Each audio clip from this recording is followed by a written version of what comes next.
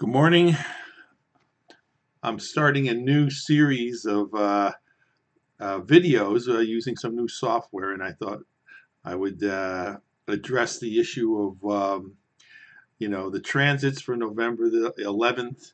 Um, in particular, what's happening in terms of Trump's refusal to um, accept the victory of the Democratic candidate, Joe Biden, and where that all is going. So here we have the chart of right now, November the 11th, 2020.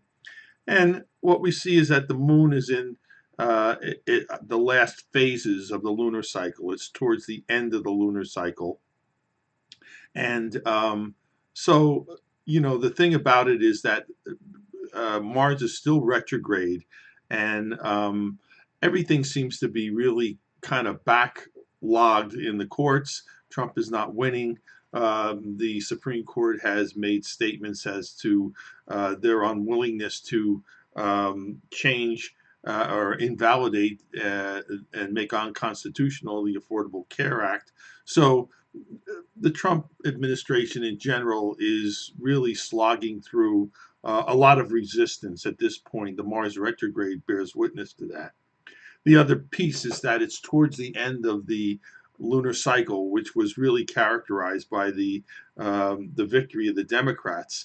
So things are unresolved at this point. If there's new strategies, the back rooms conferences are probably occupied now with, trying to pull out their last desperate attempt to cause trouble. I know Barr has made a public statement that Trump will be president, in 2021, which is quite a statement considering they're 0 for 9 right now in the courts. So it makes you wonder. The thing I want to draw your attention to is that Jupiter is in what we call partile conjunction with Pluto. Um, this is really the changing of the guard. The Democrats are usually associated with Jupiter, and the Republicans with the more conservative planet of Saturn. So right now, Jupiter is going across Pluto, which totally regenerates the whole identity of the party and puts the Democrats on a totally different footage. And it also amplifies everything. So you're getting a lot of people that are really outrageous about the results of the election and are quite upset about it. And on the part of the Democrats are very energized because of it. What we are seeing is that Mercury is going into Scorpio just today, so that the rhetoric is going to get much more intense, much more insistent, much more demanding that that the counts are invalidated and that Trump is actually awarded the presidency, despite the fact that there's some 5 million some odd votes that he needs to make up, which is highly unlikely. The first chart that I want to look at would be the chart of the new moon that's coming up on the 15th.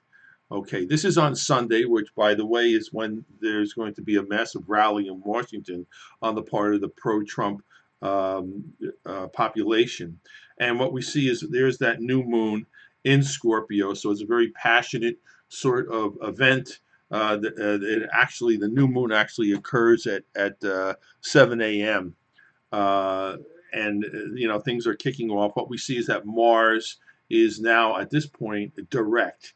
So the prospects of there being some sort of a confrontation, violence, are increased.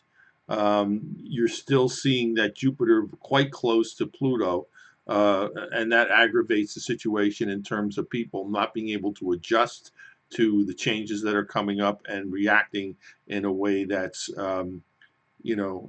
headstrong, impulsive, unpredictable, that sort of thing. and that would be on Sunday. The other piece about it is that there is a very good aspect between that new moon and the planets that are associated with the coronavirus and with the election in general. So that basically is saying that this is a time when the pro-Trump people would be allowed to have a voice, that they would be able to make their statement, etc. But it doesn't seem like it's going to go much further than that. Like I said, there could be some confrontation, but on the scale of it is rather small. So I don't see that as something that is the cause for great alarm. Um, definitely is something to keep your eye on at that point. The other piece is that this is the new moon. Let's move ahead to the full moon, which will follow that and be the result of that on the 30th. So this is we're almost into November at this, December at this point. But we see again this confrontation is just really exacerbated. Um, we have Venus being opposite to Uranus, Uranus being that kind of Biden's agenda is Uranian in nature, because he's trying to get all Americans under one umbrella. And that sort of message is quite typically, what you would expect to see in the best expression of Uranus. On the other hand, uh, uh, Venus is opposite to that. So here you have the feeling on the part of the pro-Trump uh, group that my rights have been violated, the election was stolen. Um, very deep resentment and a sense of being deprived of what they feel is rightfully theirs, despite the fact that the counts, have been meticulously made, and there's absolutely no evidence that there was any tampering whatsoever. It doesn't make any difference. People are really digging in, and people are quite upset. The other piece that is happening at this part is that Jupiter is separating from the Pluto at this point. So that means that real intense,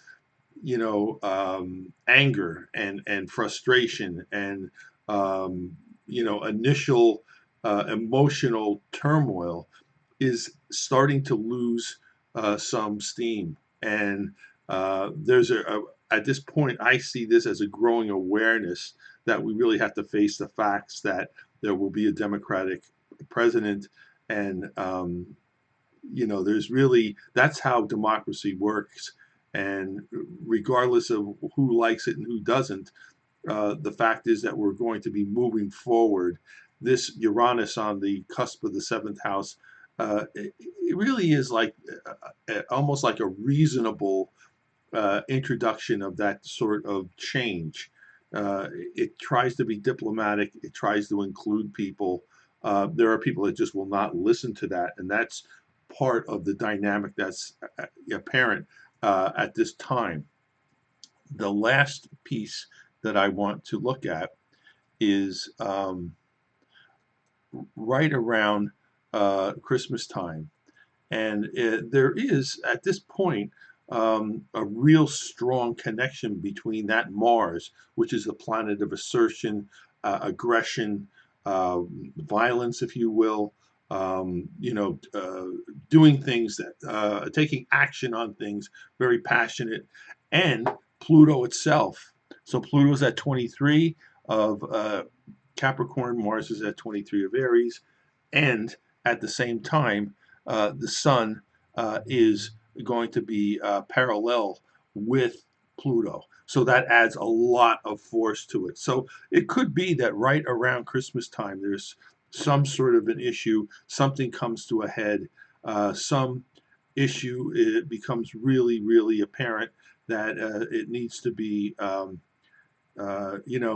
action needs to be taken, or somebody's something really dramatic and eventful is going to happen. We also notice at that time that Saturn is going to be conjunct with Jupiter in Aquarius, and that's real big news.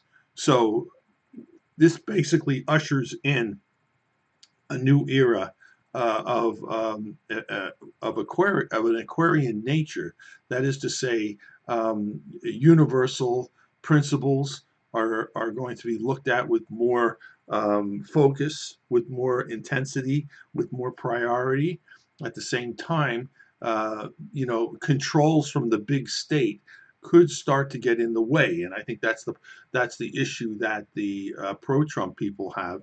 On the other hand, the Democrats feel as though, government needs to step in and take control of the coronavirus. And that's the good part of having government and having somebody look at the universal needs of the society from an objective and a scientific point of view. So that's the kind of news in a nutshell. And I hope that you enjoyed this video. I'm going to try to get better at this as time goes by.